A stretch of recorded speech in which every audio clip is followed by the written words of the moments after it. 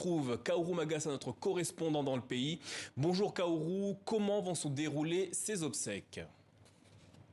Alors bonjour Namouri, les obsèques de l'ancien président, comme vous venez le préciser, auront lieu ce matin. Elles se dérouleront en deux temps, à 10 heures heure locale, c'est-à-dire dans un peu moins de 3 heures. Une cérémonie d'hommage national se déroulera dans la cour du camp du génie militaire de Bamako. Une cérémonie en présence du Premier ministre de la Transition, le docteur Choguel, Kokala Maïga, qui se recueillera sur la dépouille du défunt avant de signer un livre de condoléances. Après une marche funèbre, une série de témoignages sera lue par des proches et des membres de la famille de l'ancien président, avant l'oraison funèbre et la présentation des condoléances du président de la transition, le colonel Assimi Goïta.